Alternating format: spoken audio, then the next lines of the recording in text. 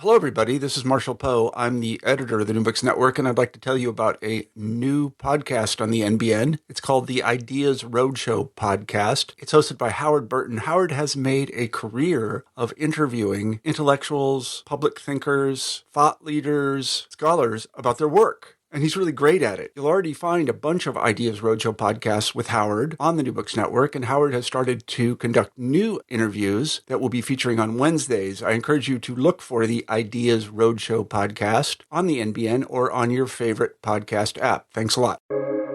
Welcome to the New Books Network. Hello, and welcome to the New Books Network. My name is R. Grant Kleiser, and I'll be your host today for what I'm sure will prove to be a fascinating discussion. That's mostly due to the fact that with me today is Dr. Stanley Mervis, an assistant professor of history in the School of Historical, Philosophical, and Religious Studies, and the Harold and Jean Grossman Chair of Jewish Studies at Arizona State University. His work focuses on the Western Sephardic Jewish diaspora and the Portuguese Nação, or Portuguese nation, during the early modern period, which we'll talk a lot more about during the upcoming interview. So today we'll be discussing his newly published monograph entitled The Jews of 18th Century Jamaica, a testamentary history of a diaspora in transition, out now via Yale University Press. This book tracks the hundreds of Jewish men and women who lived on the island of Jamaica, investigating their relationship to the local context and society of that island, as well as with the larger global and Atlantic Jewish diaspora during the long 18th century. Dr. Mervis, congratulations on this new publication, and welcome to the podcast. Thank you, Grant. I'm really happy to be here. Great. Well, first off, I just wanted to, establish some context for our listeners, many of whom, might not be completely familiar with this topic. So can I ask you just to set the scene for us? How did a Jewish community end up in Jamaica in the 17th century? What were they doing there, and what exactly was the Portuguese Nação? Sure. About around 1580, the Spanish annexed Portugal, which meant that the real crypto Jews that were living in Portugal, because of the conditions of their expulsion, which was just really an en masse conversion, and because of a moratorium on inquisitorial investigation, meant that actual crypto Judaism flourished in Portugal among the conversos. When the Spanish annexed Portugal, it created the conditions for crypto Judaism to now enter the border into Spain and then over the Pyrenees into southern France, where they weren't allowed to live there, but they lived there as Portuguese merchants under the radar. The French turned a blind eye to the fact that they were basically openly Jewish. And then they established new communities throughout Western Europe, especially in Amsterdam. And then a number of satellite communities emerged in London, in Hamburg, in Livorno. So, this is what we call the Western Sephardi diaspora, or the Portuguese diaspora. So this is the community of Jews that expanded into the Western Hemisphere. They had all been former conversos. Their language was Portuguese. They kept their minutes in Portuguese. Their letters are in Portuguese. A lot of their sermons, the rabbinic sermons, in Portuguese.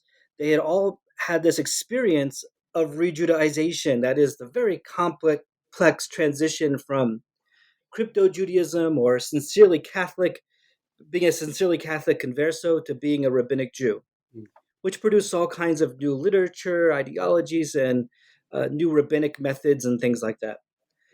So the first community in the Americas was in Brazil and Recife, and that was when the Portuguese reclaimed Pernambuco in 1654. That community came to an end, although it was very much diminished before that. And those Jews that had lived in Brazil with expertise in sugar plantation and sugar investment, really more than anything else, most of them made their way back to Amsterdam or made their way to Livorno or to London, where some of them recrossed the Atlantic to establish communities in Suriname, Jamaica, Barbados, New York, and so on. So some of them just crossed the borders into the Guianas and into Suriname. So this is the origins of Caribbean and really American Jewry. It's really a Portuguese story. I prefer to call them Portuguese rather than call them Western Sephardi, Mm-hmm. because the term Sephardi, Spaniard, isn't really used in this context, and they don't really use Ladino, which is Castilian and Hebrew characters, as in the East in the Islamic Mediterranean world, the Ottoman world. So it's a very distinct community of Jews. Now, that said, a lot of German-speaking, Yiddish-speaking, Ashkenazi Jews were well on their heels, also made their way. So in Suriname and Statia, St. Eustatius, there were very large communities of Ashkenazim as well in the colonial period. So it's not an exclusively Portuguese story. So what brought them to the Caribbean, why the Caribbean was such an important location for Jewish settlement, much more so than North America in the 17th and 18th century, was the trade networks. They were providing mostly finished goods, manufactured goods from Europe to the Spanish world and to other parts of the Caribbean, and they were trading with the Spanish world. They had a limited involvement in the slave trade. Not to say that they weren't almost all slave owners. And so this is what brought them there. They were able to really exploit their vast networks of linguistic and familial and cultural networks that they had built throughout the Western Hemisphere. And so, the story of American Jewish history is somewhat skewed because it's very much focused on North America. But in the 18th century, in the 17th century, the communities of North America, be it Savannah, New York, Charleston, Newport, were minuscule compared to a place like Kingston, which was small compared to Curacao, which was, and so this was the gravity of Jewish life in the Americas in the colonial period was in the Caribbean. Yeah. Yeah, no, just a quick anecdote. I mean, I remember going to Curacao on a family vacation when I was a child and seeing a synagogue there as the one of, if not the oldest, continuous surviving synagogues in the Western Hemisphere, and being sort of fascinated by that history that you hardly ever hear about, especially from a North American perspective. So, yeah, that synagogue Mikvah Yisrael, which is I think built in 1732, that is the oldest standing synagogue structure in the Americas. So Curacao was really the attempt was to make it into a little Amsterdam in the Americas, and it never had the same rabbinic authority. It always had Amsterdam trained rabbis serving there. Mm-hmm. But they weren't able to establish an academy like they had in Amsterdam that was specialized in training former conversos to integrate into rabbinic Judaism. And that's important because Curacao was also still receiving lots of conversos from South America who were seeking to re-Judaize in Curacao. So the need for rabbinic authority was really important. And so going from Curacao to Jamaica, was there initially relative acceptance of this Jewish community in a place like Jamaica when it is conquered by the English in 1655? Yeah, so that's this to me is one of the great missing pieces to this story. Mm-hmm. So, as you know, the Oliver Cromwell had this kind of puritanical mission to descend this army of like fasters, like army of like Puritans to take Hispaniola. When they failed to do that, they went to a very mildly defended north coast of Jamaica, and they conquered that instead. Mm-hmm. And so the island of Jamaica becomes under English hegemony in 1655. Now, it doesn't mean the end of the Spanish. In a way, the Jews there are kind of interesting because they represent a continuity of Spanish language and culture in a way, even after the English conquest. And it took many years for the English to completely subdue the Spanish and former Spanish slaves that formed autonomous communities in the northern part, in the middle part of the island. Those are maroon communities. So it wasn't a straight shot. Now, Jamaica is usually thought of in Atlantic history or even in early American history as being kind of this model of tolerance. Like any port city, there was a great degree of tolerance. There's a terminology that we often use called port Jews to refer to Jews that live in trading ports that have sort of a much more clearer path to emancipation than did Jews living in places that didn't that weren't as dependent on them for a trade economy. Mhm. So in one way, Jamaica is not that unique from other port cities, be it Livorno, or be it London or in Bayonne or Trieste in Italy. So that there were so in that sense, it's not exactly unique, but Port Royal, the earliest settlement in in the English island of Jamaica, was heralded for its tolerance. So very early on, already in the 1660s, the decision was made that Protestant dissenters would be tolerated in Jamaica. Catholics less so, but they were there and they were tolerated, although not officially. Mhm. Same with Jews. Now that didn't actually become codified until the 1670s, and so it's in the 1670s when the same rights that were extended to Huguenot and to Calvinists, rather Quakers, were then extended also to Jews. So Jews were officially tolerated. Now, unofficially, it was a little different because they had a lot of hostility um, from the non-Jewish, the white Christian merchant community that was very much threatened by Jewish trading success. Mhm. So there were frequent petitions to the Board of Trade, and when that failed, they go straight to the monarchy to try to curtail Jewish trading activities. This instigated a kind of very aggressive Jewish lobby, a transatlantic lobby that included the Jews in London. Mhm. And so this is another interesting part of the story, but it's not exactly a story of complete tolerance.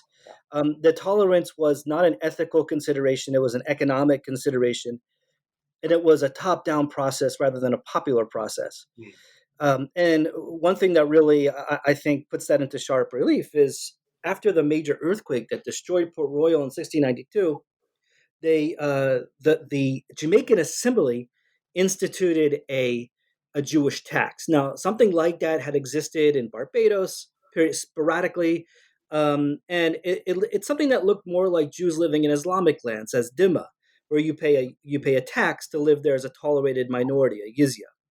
And nothing like that existed in Protestant Western Europe. A Jew tax paid up collectively annually to live there as being Jewish. And that was in place in Jamaica from the earthquake until 1740.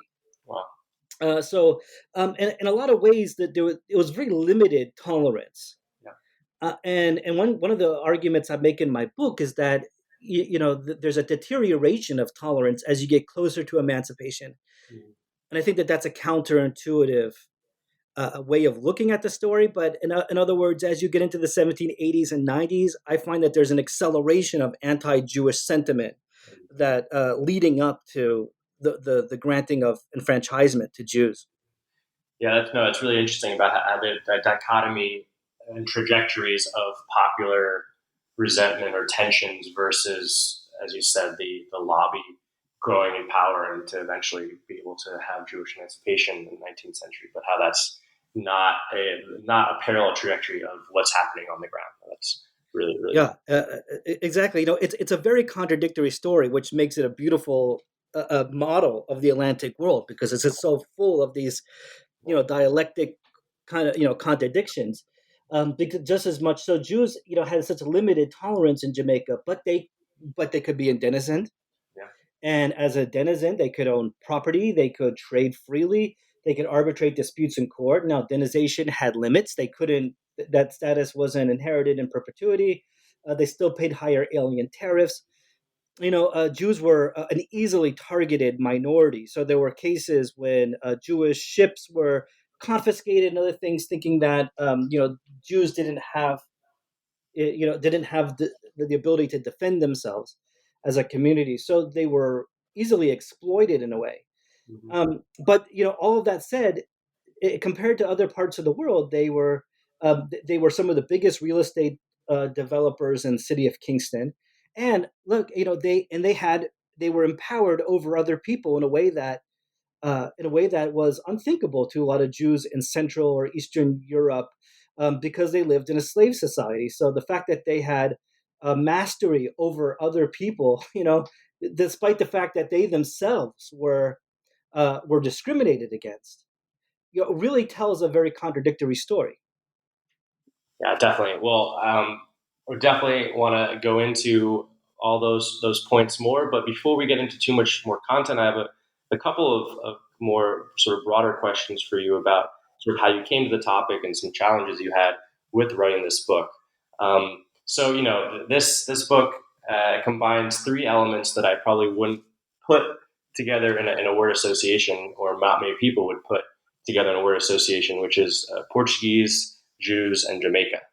Uh, I was wondering, how did you come to this topic? How did you write this book? How did you figure out these connections, and write this story? Yeah, yeah. The most frequent question I get easily is, there were Jews in Jamaica? Question mark. Yeah, I'm like, yeah, yeah, that to me is such an obvious thing. That it's like the question mark should be, there were Jews in North America, yeah, because they were, it was completely minuscule by comparison. So the way I came to it was, I was writing I was in my PhD program at the CUNY Graduate Center at the University of New York. And I had, my intention fully was to continue on with work that I had done in my master's program at Yeshiva University, which was writing about Hebrew travel literature. So I was sort of interested in these. I was interested in itineracy, the kind of the perceptions of otherness. Those are the things the kind of questions that I was asking when I started my PhD program. And then, as in a PhD program, we have to write certain qualifying papers. hmm And I had a really great advisor. My advisor is one of the great scholars of Sephardic history, Jane Gerber, who's written about Fez and about the Jews in Spain and the Spanish Sephardi diasporas. And she suggested to me, look, I know somebody in Jamaica, a Jew in Jamaica. Would you like to go and go visit him? And go to the archives and just do some explorations and see what's there. So I'm like, sure. You're asking me if I go to Jamaica, and so yeah. And I went, and there I made a connection with Ainsley Henriquez, like one of a scion of the Jewish community, and that's still that really one of the leading voices of Jewish Jamaica. And I went to go explore the archives. Now that's where I started to run into problems, because the Jews in Jamaica, they left very little sources, and that's because there was a major fire in Kingston in 1883, and that fire decimated the communal minutes. All the records were lost, and so unlike a community like Suriname or Curacao or even Barbados to a lesser extent, there are no communal records from the 18th century. They tried to keep the records again, and then they were destroyed in 1907 when a major earthquake devastated Kingston. So I found that to be an interesting puzzle. How do you tell this story yeah. without the kind of sources that you typically rely on hmm when you are writing communal histories, like Tecasequila, that is like communal minutes documents, or Capiadores de Cartas, like the collections of letters between communities. Like none of that existed. So how do you even tell this story? So the one document that I found in abundance were last wills and testaments. hmm So I started reading these wills, and that created a new project unto itself. So that's sort of the genesis of this project, and it really changed that archival trip changed the kind of historian that I was. Yeah. I had begun as a kind of cultural historian wanting to write about Hebrew travel literature, and ended up being a social historian, which is a bit anachronistic, but that's really how I define myself. Yeah. Um, yeah, when I writing this book. Yeah. Well, yeah. I mean, in the preface, you say, "quote Your book is a case study of a single type of source: last wills and testaments," which is, I think, fascinating, and it's, some a methodology I've never really seen before. How are you able to sort of come to this story? How are you able to parse this out just using mostly glass wills and testaments. Right. Yeah. So that that's been the puzzle for the reviewers and everybody else. Like, is it is this work, does it merit being published? I mean, is it too limited? Yeah. I use a lot of other kind of sources to buttress the last wills and testaments. So one thing that I realized is you can't just take one or two wills in isolation. You need them all. Yeah. And Jamaica made that possible because it was small enough that with enough time and effort, I could reproduce and read all of the wills of the Jews.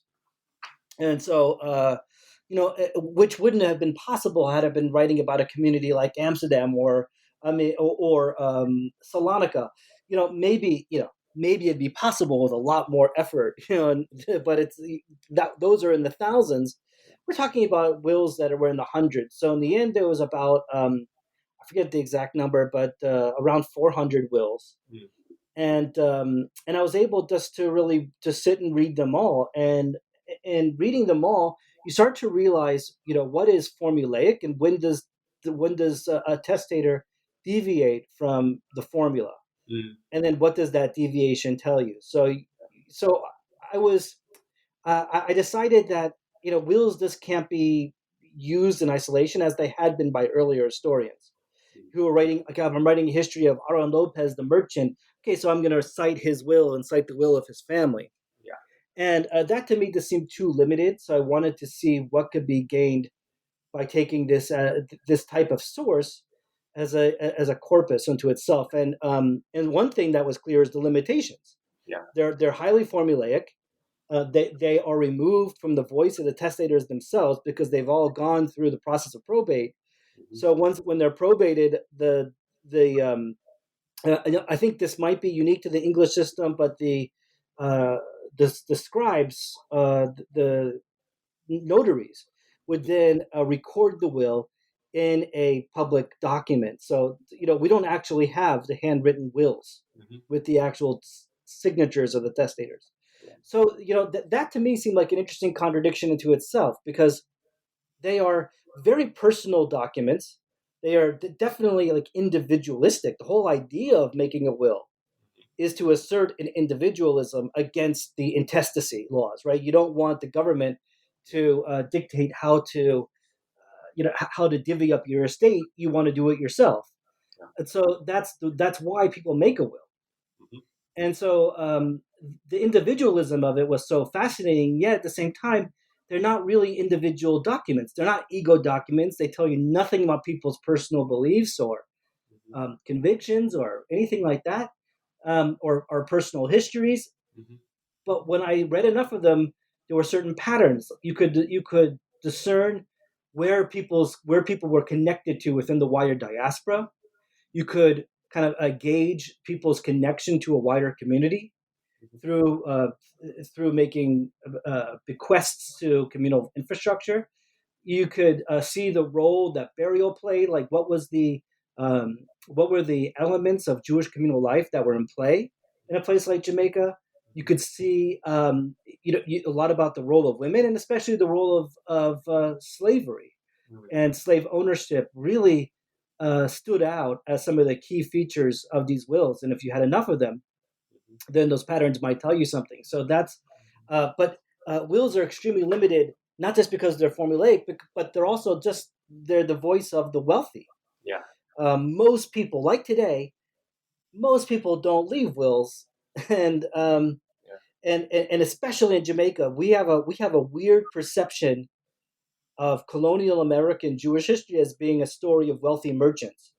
Because that's the way it's been told. Aaron Lopez and Newport, the merchant prince, or in the revolution, Haim Solomon, who was the financier of the revolution. And that's a real unfortunate mythology. And in a lot of ways, the Jews constructed that mythology themselves because they wanted to show how integrated they were and how integral they were to the colonies.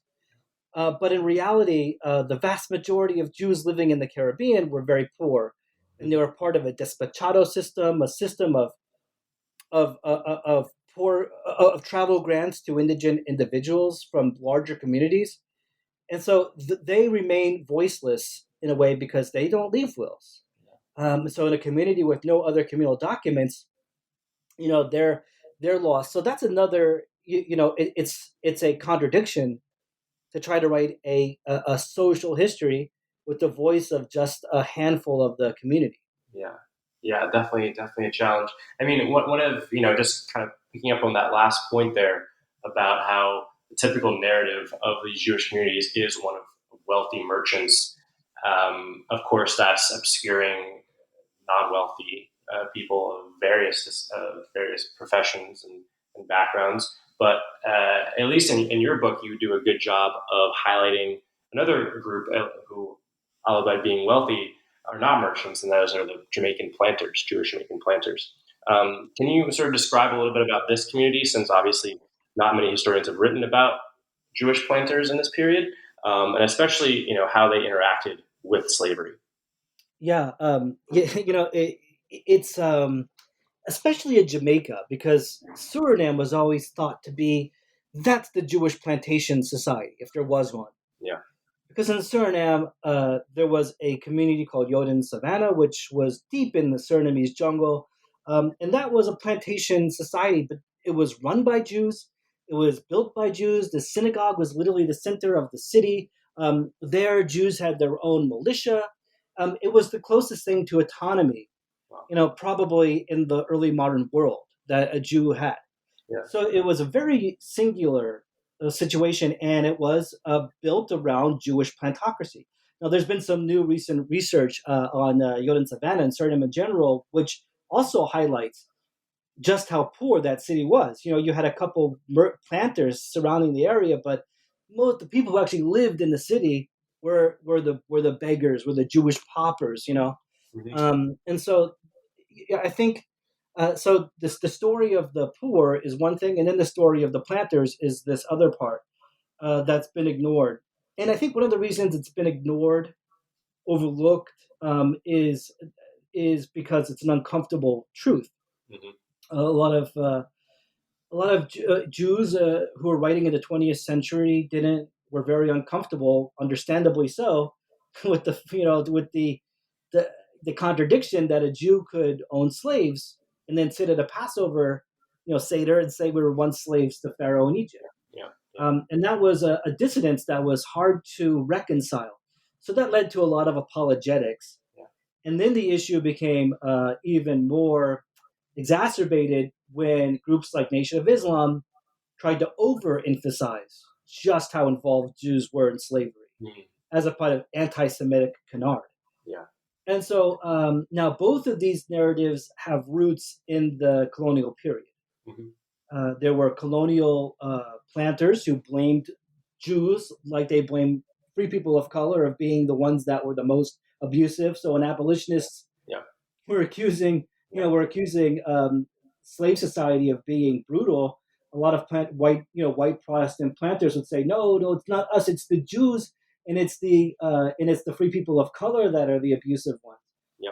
So there's and in Suriname it's a whole different story. So there's there are colonial roots to these, this contradictory ways of understanding the Jewish role in slave society. So that's why I also thought it was important to kind of go to the sources, let the sources speak for themselves. Mm-hmm. And what you find is that Jews are slave owners without distinction, so they're no different than anybody else. The same brutalities and the same rates of bequests. So that's to say that slaves were bequeathed within Jewish wills far more frequently than they were free. And that was an important point because some of the early 20th century apologists were kind of fell back on this mythology that Jews freed their slaves more often. And that's just not true. Mm-hmm. So, there was a lot of layers of apologetics, mythology, discomfort, cultural discomfort that comes with telling the story of Jewish slave owners. That said, Jewish slave owners were no different than any other slave owners. Yeah. And I think that that's the important point. And in a way, I think that humanizes the Jews in this world, right? That they weren't always these kind of alien others. They were deeply embedded in the same cultural expectations. But it's interesting that oftentimes the white leadership, the white Christian leadership, would value Jews or free people of color based on their utility to the slave regime. So for Jews, it was that they could pay, they could pay up with their taxes to support the slave regime, and in some and in but there was always a fear of Jews being a fifth column. It came up in Tacky's revolt in 1760. Edward Long, I mean, the story is recorded in Edward Long, who was a English historian of Jamaica in the 1770s, and he relates a story about how Jews were suspected of supporting the rebels in Tacky's revolt in 1760. The same thing happened in the First Maroon War, when Jews were accused of being the ones selling gunpowder to the Maroons, which was the aspect that really changed the nature of that conflict. When the Maroons had gunpowder, so Jews, their value to the society was often judged in what would be their relationship to the enslaved. So yeah, I mean, that transitions perfectly to the next question I wanted to ask. Speaking of this idea of slavery and race, you quote in the preface that the quote, the Jews of Jamaica existed within the colony's racialized social hierarchy on the level of free people of color, yet from the perspective of the enslaved, they were no different from other white settlers. So kind of showing this, racial ambiguity. How did the Jewish community navigate this sort of dual nature or racial perception of them? And what do you think it tells us about race in early modern Jamaica? Yeah, I think that this is the question that I can't, that I left sort of unexplored in the book, and that now I'm, now I'm, let's say I'm harvesting my own ideas, and I'm a vulture on the remains of the book, because this is an idea I really did not explore in the book, and I've been writing about this now. And so my thinking on this is that it's really important to recognize that Jews and free people of color were much more entangled in Jamaica, and also I think this holds in Curacao and in the cities of Suriname and Paramaribo, than they were with the white planters. Now this changes over time, and I think that this is an important revision, because a lot of 20th century historians tended to think that Jews naturally are going to gravitate to the white planters. They're going to try to embed themselves in that society. But it's much more complex than that, because when you go back to the colonial period, the Jews were very much marginalized by the white plantocracy of Jamaica, which is represented by the Assembly, right? And so the Assembly often used language that put Jews and free people of color together, really almost as the same exact group. They had basically the same civil disabilities. So Jews and free people of color, denizened or not, could not serve on juries. They couldn't. They couldn't bring certain kind of testimony against white Christians. They couldn't vote in elections. They couldn't sit on they couldn't be members of assembly, and they had the same kind of efforts to combat those disabilities. So just like Francis Williams, famous free man of color in Jamaica, who agitated for greater social rights, civil liberties, he did it in a lot of the same ways that the Jews did. So Abraham Sanchez Morao was a Jew in the 1750s who defiantly cast the vote. And the same thing happened with some free people of color earlier than that. So it's a very, it's more than a parallel experience. it's an entangled experience, the experience between Jews and free people of color. And to make it even stronger, Jews almost never married with the white Protestant communities. There's a lot of reasons for this. The Portuguese Jews, especially, were ethnic. They defined their Jewishness in ethnic terms. Mm-hmm. And there's a lot of reasons for that. I've argued that it's a sort of internalized limpieza de sangre. They could say that they were cut off from Judaism, having been conversos, but never cut off from the Jewish people. But this manifests in an ethnic supremacy. They don't marry Ashkenazim. Marrying Ashkenazim is anathema. They could get in big trouble for that. And they just do not marry into the white Protestant world. Now, at the same time, despite their almost absurdly high rates of endogamy, they only marry Portuguese Jews.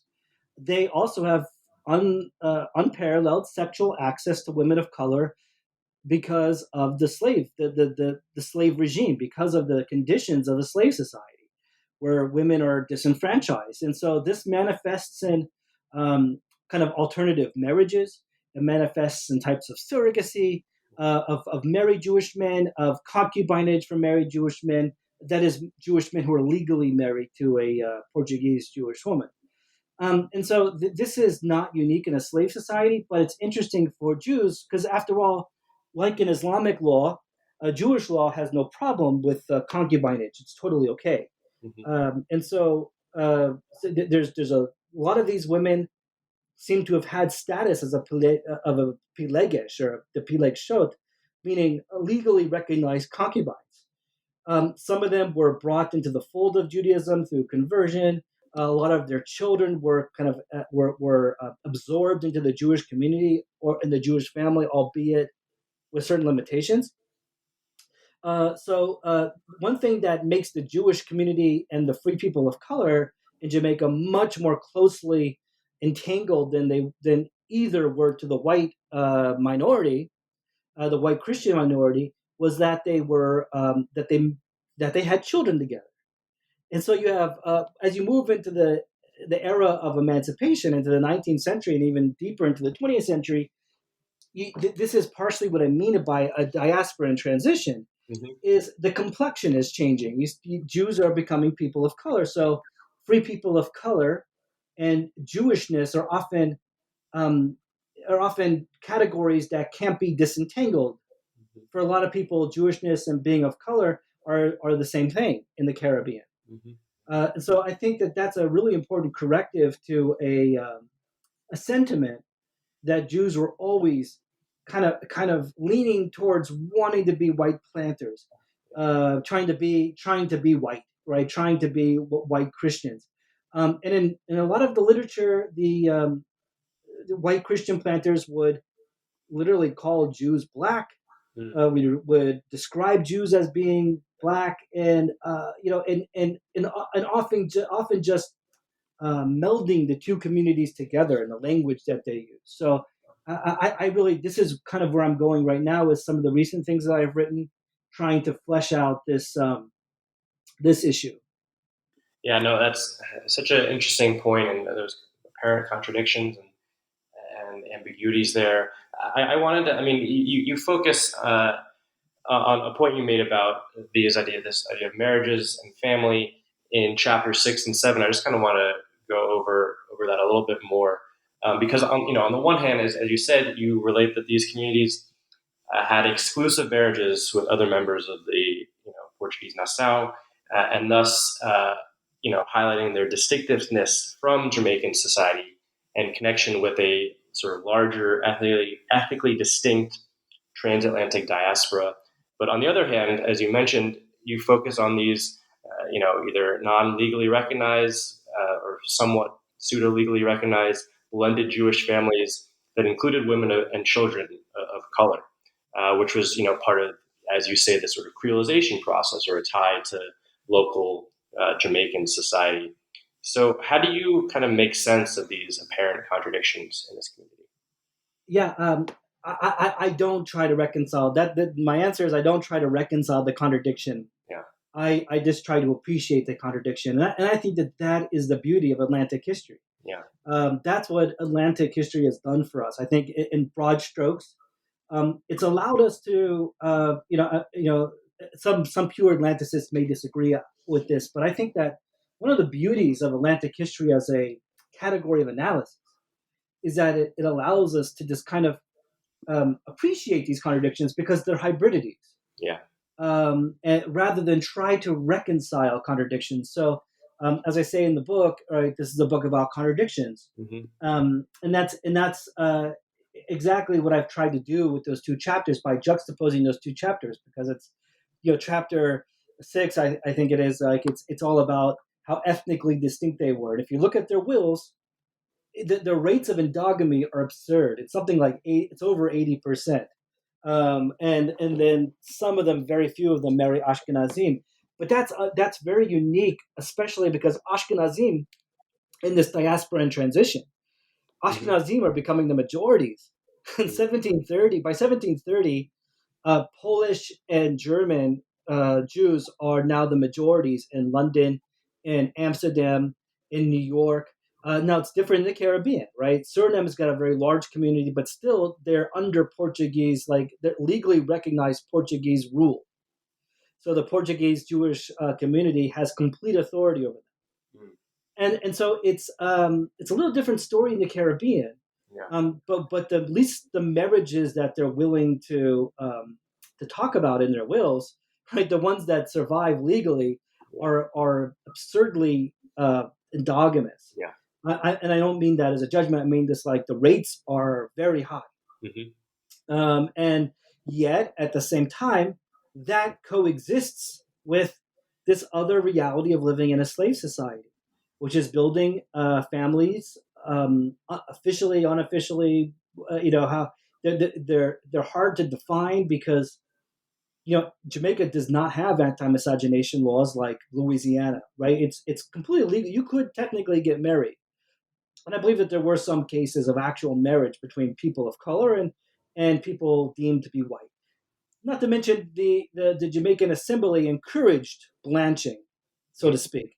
Yeah. They offered privileges bills to people that could show their white ancestry. So now that's reversed a little bit after 1760 because of the fear of of insurrection that came up with Tacky's revolt, and then it was amplified during the Haitian revolutions. Like, oh no, like we're going to have the same kind of revolution right here in Jamaica. And the fact that it didn't happen was not an inevitability. And so, so that's to say that Jamaica, it's hard to define the relationships because also they're unequal in the power dynamics. So Jews are disenfranchised in Jamaica. They are subject of discrimination, some of it very violent. But at the same time, they can own slaves. They own human beings, and no one is owning a Jew as a slave. So I think that's what I meant by saying the line that you quoted, that for the black enslaved population, what it didn't matter to them. You're owned by a Jew or owned by a white Christian. They're both the agents of their agents of their persecution. So I don't try to reconcile the contradiction. I just try to appreciate it, because that's just a recapitulation of humanity. That's the beauty of Atlantic history, because all humanity is full of contradictions, because every human is contradictory within themselves. And so that's I feel like it's a misguided history to try to reconcile contradictions. I think there's a lot more to be gained by identifying them. At least in the Atlantic context. Yeah, I mean, speaking of that Atlantic context, you have a really fantastic quote, I think, that sums that up on page 198, where you say, quote, "The Atlantic world was both a unified regional identity as well as the sum of its parts." Unified regional identity as well as the sum of its parts, which I think, speaks to that wider argument you're making about how this Jewish community was both localized and creolized as well as part of this larger diaspora and transcendent of that. Yeah, exactly. That's another thing that made Jamaica so interesting, because look, are Jews part of the empires in which they live? This was a question that came up recently at a conference. Like, did Jews identify with the empires, or were Jews something else? Like, and I see the arguments in both ways, but I prefer to think of Jews as a diaspora. Yeah. So, which meant that Jews living in Jamaica had two metropoles, right? They looked to Yep. Amsterdam Yep. as the center of their diaspora, right? Because that's where the prominent community members were. That's where the rabbinic academy was. That's where the rabbinic authority came from. That's where the wealth came from. Mm-hmm. But then, as part of the British Empire, they were looking to London, right? So, and they looked to the London Jewish community to involve themselves in a lot of their lobbying efforts. So, there's just two metropoles, and I think that that's an interesting way of thinking about the Atlantic as being, some of its parts, because you can't just say that there are Jews completely transcend the imperial borders. Mm-hmm. In some ways, like, a lot of Jews, doesn't matter if you're living in the Dutch or the English. And in some ways it might, in some ways it might not. But I think that's one of the value of studying a diaspora within an empire, is by looking at these incongruities. Yeah, I think it's a great example of how Atlantic history is not just, say, British history, British imperial history in different clothes, or Portuguese imperial history in different clothes, but you have this sort of topic that transcends those empires and tells a wider, truly Atlantic story. I think is really Yeah, exactly. I mean, it seems like a simplistic way of looking at it, but look at, if you just go to the cemeteries, the Jewish cemeteries in the Caribbean, you'll see their tombstones. The tombstones are manufactured in Amsterdam or in London, because the stonemasons in the Caribbean don't know the Hebrew. Yeah. Probably. I assume that's why. But they're all imported, and they're imported from London or Amsterdam, and they are etched with Hebrew. They're etched with English, and they're etched with Portuguese or Spanish. Yeah. So I think that tells a big story. Like, these are people that were at one at the same time, part of a empire, part of a religious diaspora or an ethnic diaspora, and also part of with a very different linguistic and cultural set of expectations or experiences than other people living in the English or the Dutch world. Yeah, really fantastic.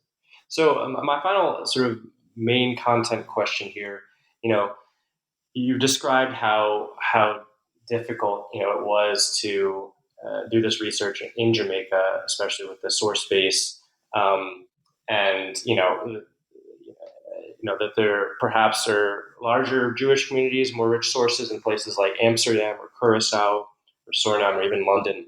But why do you think it's important, in your words, to quote unquote center the periphery and focus on Jamaica rather than these sort of more typical larger locales? Yeah, that's a great question. It's one that I wrestle with, of course. As I was writing this book, there's been a lot of one of the reasons is there's been a lot of great research on Suriname, Mm-hmm. and and so that was being developed, and that's partially because Suriname is so rich in its documentary legacy. You can they have very relatively complete minutes and a lot of other types of communal sources. So there's a lot to work with there, and I was intrigued by trying to recreate a community from just one kind of source. So that was one reason. I felt also like the story of Jamaica had not been taken seriously, Mm-hmm. that Jamaica had not been properly placed within a Western Sephardi or Portuguese context sufficiently. Mm-hmm. It was always this footnote, and it's always this, still to this day, it's kind of a footnote to the early American experience. I mean, you see that in faculties, in universities today. Like, where does someone who studies the British West Indies belong? Yeah. Is that an early American story? Is that a Latin American story? Is it part of when you say Caribbean, studies, you tend to think more of the Spanish world. Mm-hmm. So, it speaks to this, the misfit status of the British West Indies that I felt would benefit from placing it into a larger transatlantic and even global context. But also what I was trying to achieve, and this is probably the question more than any other that brought me to this project, was the 18th century. The Western Sephardi diaspora is essentially ignored when you get to the 18th century.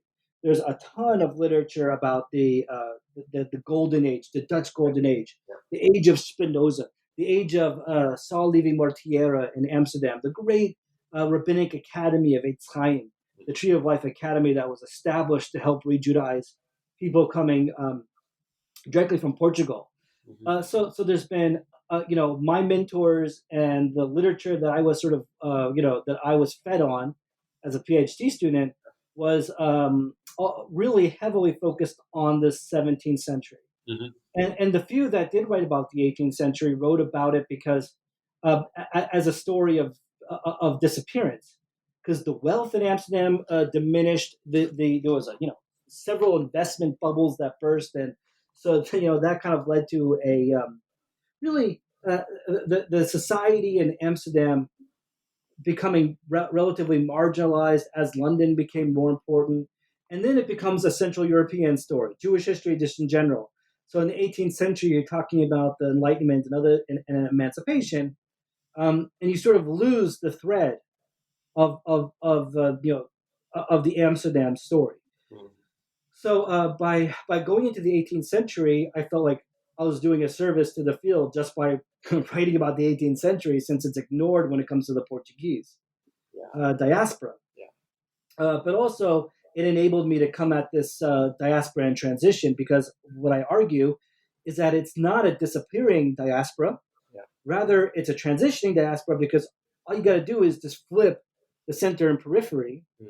And if you're no longer looking at Amsterdam, then the only reason that you believe that the diaspora is in decay is you're just looking at Amsterdam. Mm. But when you look at Bayonne together with Jamaica, together with Suriname, mm-hmm. then a very different story emerges. There's a shifting of center and periphery, mm-hmm. is what I argue. Yeah. Yeah, no, that's really fascinating, and I think goes along with themes I can remember from sort of Dutch historiography, especially the trade of centering the 18th century more rather than just the golden age of the 17th century. And so I commend you for that, especially as an 18th century historian to Yeah. I mean, 18th century is just an amazing place to live as an historian, because you're an early modernist. You're a modernist at the same time. Mm-hmm. This 18th century is not early modern. It's not exactly modern. So and especially in the Atlantic world, it's a time full of hybridities and a real human transitions that are happening. So it's cultural transitions. Definitely. So it's a fascinating time to study. Yeah. Well, thank you very much for this discussion. We have one final question that we usually ask all our scholars here, and that is, do you have any projects or publications on the horizon that you'd like to highlight for us today? Yeah, sure. I have as anyone, I guess, anyone else who has written a book will tell you that the day that book came out, I was done with it. Like I don't want to look at this book anymore. And so I'm kind of moving on. I've written a little bit about this question of entanglement, the question of free people of color, which is something that was sort of left, I think, unexplored in the book. And so I've tried to develop that in a publication that's coming out. I've been writing a little bit about the 20th century. Mm. So I have some documents that I discovered from the 20th century. So I figured I'd take a little foray into that. So I've been writing about race theory and Jewish racial identity in the 20th century.